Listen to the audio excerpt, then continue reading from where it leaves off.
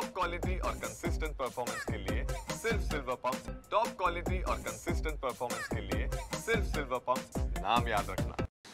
काँग्रेसला सोडचिठ्ठी देत माजी आमदार रवींद्र धंगेकर यांनी एकनाथ शिंदे यांच्या शिवसेनेत प्रवेश केलेला आहे। मात्र धंगेकरांचा शिवसेनेत प्रवेश झाल्यानंतर त्यांच्यावर विरोधकांकडून देखील आता टीका होताना दिसते। जे विरोधक कधी काळी त्यांच्या सोबत होते त्यांच्याकडूनच आता धंगेकरांच्या या पक्षप्रवेशावरती टीका होताना दिसते। संजय राऊतांनी तुमच्यावरती टीका केलेली आहे। तुमच्या पत्नीच्या डोक्यावर अटकेची टांगती तलवार होती, त्यामुळे तुम्ही हा निर्णय घेतलेला आहे, त्यामुळे तुम्ही एकनाथ शिंदेंच्या शिवसेनेत प्रवेश केलेला आहे। तुम्ही या आरोपाकडे कसं पाहता? पहिल्यांदा सांगतो, ही जी वक्फ बोर्डची जागा आम्ही ज्यावेळेला घेतली त्यावेळेला ही कोर्टाने त्याचं ऑक्शन केलं होतं, लिलाव केला होता आणि 1966ला सगळं 66पासून हा विषय, म्हणजे आमचा जन्म नव्हता तेव्हापासून तो प्रक्रियेमध्ये आहे। आणि त्यानंतर आम्ही 4-5 जण मालक आहोत आणि काही त्याच्यामध्ये आमची 0% चूक नसतानासुद्धा राजकीय बळी आम्ही ठरलो त्याच्यामध्ये आणि त्याच्यामध्ये वरिष्ठ लेवलवरनं तर आम्हाला त्रास द्यायला सुरुवात केली। पण आम्ही त्याच्यामध्ये कधी डगमगलो नाही आणि कधी त्याला घाबरलो नाही आणि घाबरायची बी गरज नाही, कारण ती प्रॉपर्टी घेताना आम्ही कर्ज आणि लोन काढून घेतलेली प्रॉपर्टी आणि त्या प्रॉपर्टीमध्ये जर चूक असेल तर आमचं रेरा रजिस्ट्रेशन आहे, नॅशनल बँकेचं लोन आहे आणि त्याच्यामधले कागदपत्र तुमच्यापर्यंत बऱ्याच वेळा आम्ही पोचवलेले। विधानसभा आली तो विषय आला, लोकसभा आली तो विषय आला, आज मी शिंदे गटात प्रवेश केला तो विषय आला। म्हणजे हा विषय फक्त माझ्या गोलभोवती राजकीय प्रेरित होऊन किंवा राजकीय लोकांनी त्याला पाठपुरावा मसाला भरून ती माझ्यापर्यंत पोहोचवण्याचं काम किंवा मला डिस्टर्ब किंवा काय जे काय राजकारण असेल ते करण्याचं काम ही सगळी मंडळी त्या ठिकाणी करतात। पण ह्याच्यामध्ये कुठेही आम्हाला असं वाटत नाही की आम्ही चुकीचं काम केलं आहे। आणि सगळ्यामध्ये 2 गोष्टी ह्याच्यामध्ये आहेत की वक्फ बोर्डची जागा मी घेतली तर मला दुःख व्हायला पण मुस्लिम समाजाला दुःख होतं, भारतीय जनता पार्टीच्या नेत्यांना, आणि त्यांनी ते सगळं वक्फ बोर्डच्या ज्या प्रक्रियेमधनं आम्हाला स्टॉपर दिले। आम्ही हायकोर्टात गेलो, भाजपच्या लोकांनी भाजपच्या लोकांना तिथं मी हायकोर्टात गेलो, हायकोर्टातनं आम्हाला तिथं स्थगिती दिली आणि आमचं एकदम लिगली। मग तुम्ही जो म्हणता त्रास देण्याचा प्रयत्न झाला तो भाजपच्या लोकांकडून तुम्हाला त्रास देण्याचा माहिती की आता तुमच्याकडे कोण फोन येतात, तुम्हाला माझ्यापेक्षा जास्त माहिती आहे आणि त्याच्या वरिष्ठांकडनं किंवा भाजपकडनं जो काही त्रास झाला तो तुम्हाला नाही ना, मला मी त्या त्रासाला 0% घाबरत नाही। तुमच्या माहितीकरता सांगतो, तो विषय 7-8 महिन्यापासून चालू आहे आणि त्याच त्रासामुळे तुम्ही आता पक्ष बदल नाही अजिबात नाही, पक्ष त्याच्यामुळे बदल नाही केला की जेणेकरून कार्यकर्ते आणि बाकीचे सगळे परिवार यांनी माझ्याबरोबर जेव्हा चर्चा केली त्यावेळेला कार्यकर्त्यांच्या मतामधनं आणि मतदारांमुळं मी या पक्षाचा निर्णय घेतला। मी कालही बोललो की मला काँग्रेस पक्षाने भरपूर दिलं, जाताना दुःख होते, पण मला कोणी त्रास दिला नाही, मला कोण त्रास देऊ शकत, मी चुकीचंच काम केलं नाही। मग तुमची कोंडी केली गेली नाही, अजिबात कोंडे बेंडे। संजय राऊत म्हणता की तुमच्या कोंडी गेल्यामुळे तुम्ही आज पक्षप्रवेशाचा निर्णय घेतला। तो राऊत साहेबांचं मत असेल, त्यांनी माझ्यासाठी बोलले असतील किंवा त्यांना वाटत असेल, पण मला विषय त्यांच्याबद्दल काय नाही, ते त्यांची भूमिका बोलतात किंवा माझी बाजू बी मांडत असेल किंवा काय, पण असं काय नाही की जेणेकरून मी घाबरलो आहे, अजिबात नाही। 0, मी तेव्हा म्हटलो आजही म्हटलो, आमची चूक असेल तर आम्हाला जेलला पाठवा। मी कारण चुकीचं कामच केलं नाही आणि करणार बी नाही, आणि जेव्हा वाटण करणार त्या दिवशी मी असं छाती ठोंब बोललोच नसतो।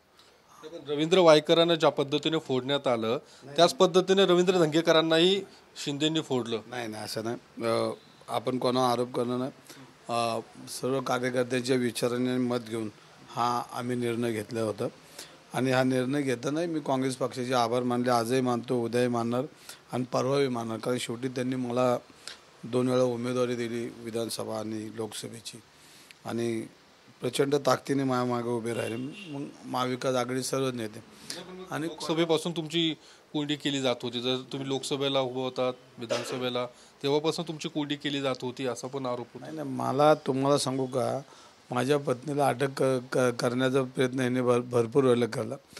हेच आता हे सगळ्या प्रक्रिया आता कोणी करतं, प्रक्रियेमध्ये आता तुमचं किती वेळा नाव घ्यायचे त्याचे, आणि मग त्याच्यामध्ये मी एकटाच नाही, मग बाळासाहेब शेळके अप्रत्यक्षपणे भाजपकडे रोख आहे. नाही आता ते काय ते तुम्हाला माझ्यापेक्षा जास्त माहिती. तुम्ही माझ्याकडे आला म्हणजे तुम्हाला माहिती कशामुळे होतं. आणि त्याच्या मग माझ्याकडं आमच्या भारतीय जनता पार्टीचे माजी नगरसेवक रघु गौडा आहेत, हे तुमचे बाळासाहेब शेळके आणि आमचे 2 सगळ्याचे 5-6 लोकांनी आम्ही एक प्रामाणिक व्यवसाय म्हणून आम्ही ती जागा घेतली होती. आणि त्याच्यामध्ये 5-6 मालक झालं, आम्ही 7वे मालक आहेत. म्हणजे आम्मी डायरेक्ट वक्फ बोर्डचं आम्ही नाही आहे. आणि वक्फ बोर्ड खालसा झाल्यानंतर कोर्टाने त्याचं ऑप्शन केलं आहे. आणि ऑप्शन केल्यानंतर 66पासून 1966मध्ये माझा जन्म नव्हता, त्याच्या अगोदरपासून ती प्रक्रिया झालेली आहे. आणि आता जाणून बुजून त्रास द्यायचा हा विषय आला. आणि सत्ता काय करू शकते हे आता मला आपल्याला सगळ्यांना माहिती आहे. आणि त्याच्यामध्ये मी घाबरत नाही. मी ज्या दिवशी राजकारणात आलो, ज्या दिवशी मी आक्रमक काम करायला लागलो, त्या दिवशी मी ओळखलं की आपल्याला भविष्यामध्ये काय होऊ शकतं. काय जर मग घरात नसतो बसलो का, कोणाबद्दल काय बोललो नसतो, निवडणुका लढवलं नसतं, पण हे सगळं घडणार आहे हे मी गृहीत धरलेलं आहे. आणि त्या परत एकदा सांगतो, त्याला मी कधी आयुष्यात घाबरणार नाही, कारण प्रामाणिक काम आहे. पण अजून एक माझा मुद्दा राहिला, त्रास मुस्लिम समाजाला व्हायला पाहिजे होता, त्रास झाला हिंदू समाजाला, भाजपच्या हिंदूंना, की दंगेकरला अडकत. माझा विषयच नाही. वक्फ बोर्डची जागा मी घेतली, त्रास मुस्लिम समाजाला होता. जो आमच्यावर तक्रार करतो तो एका भाजपच्या नेत्याच्या मामाचा पोरगा आहे, ते सगळं करतो. त्याचा सक्का मामाचा पोरगा आहे. ते तुम्हालाही माहिती आहे कोणाचा मामाचा. तो पोरगा जो आहे ना, त्याचा शोध घ्या कोणाच्या मामाचा पोरगा आहे तो.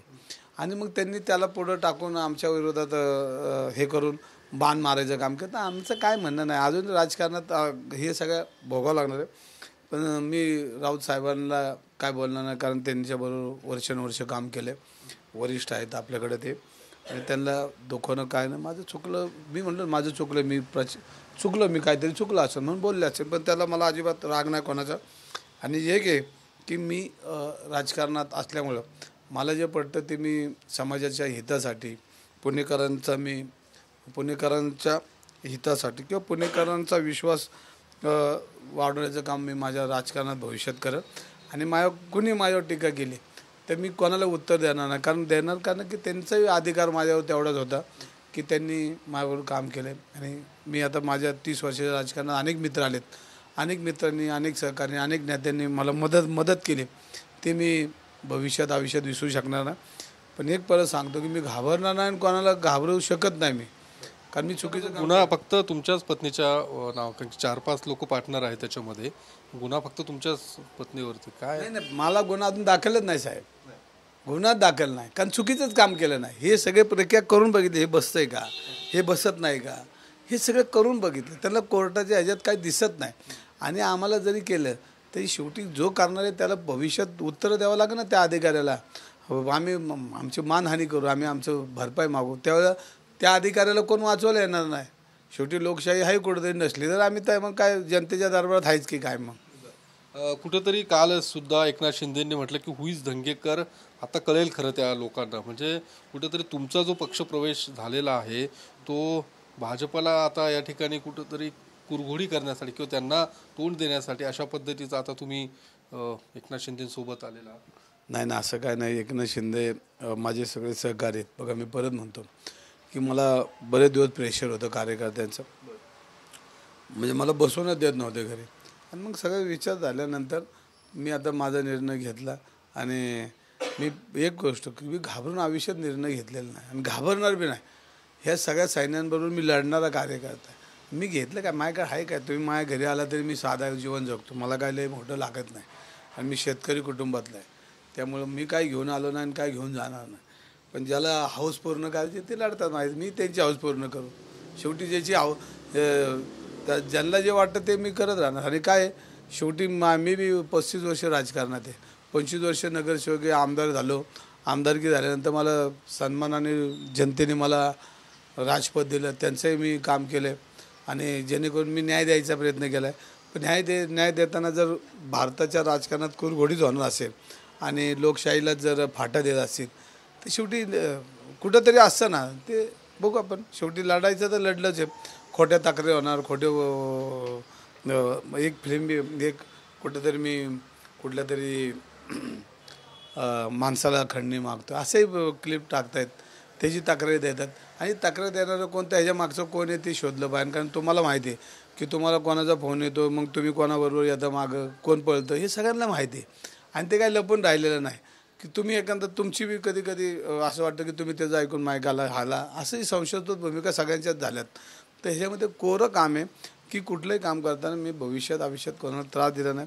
एखादी जर आता आमदार म्हटल्यानंतर लोक तक्रारी घेऊन येतात, त्यांची निरसन करणं आपलं काम असं, एकमेकाला जोडून देणं, बाबा मिटून टाका, हे सगळ्या गोष्टी कोर्ट दरबारात होत नाही, पोलिसांकडे होत नाही. त्यावेळेला काय काय वेळेला आपण बोलतो, पण त्याचा अर्थ असा नसतो की समोरच्याने आपण जर एखाद्याची बाजू घेत असेल, ती खरी बाजू असेल, तर ती समोरच्याला पटत असेल, तो ही सगळी कुरघोडी करत असेल, तर त्याला नाही लागे, त्याला आता आपण काय करू शकत नाही. धन्यवाद. तर या सगळ्या संजय राऊतांनी जे काही आरोप केलेले, टीका केलेली आहे, त्याला प्रत्युत्तर देण्याचं काम रवींद्र धंगेकरांनी केलेलं आहे. मी कुठेही घाबरत नाही असंही त्यांचं म्हणणं आहे. आणि ज्या पद्धतीने गेल्या काही दिवसांपासून त्यांना त्रास देण्याचा प्रयत्न देखील झाला होता, मात्र मी आता कुठेही डगमगणार नाही असं सुद्धा धंगेकरांचं म्हणणं आहे. कॅमेरामन सुशांत राऊतसह मी योगेश बोरसे, TV9 मराठी, पुणे.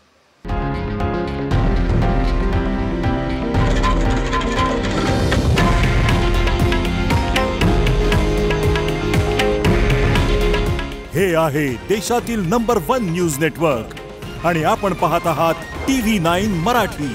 काळजी तुमची, हित महाराष्ट्राचं.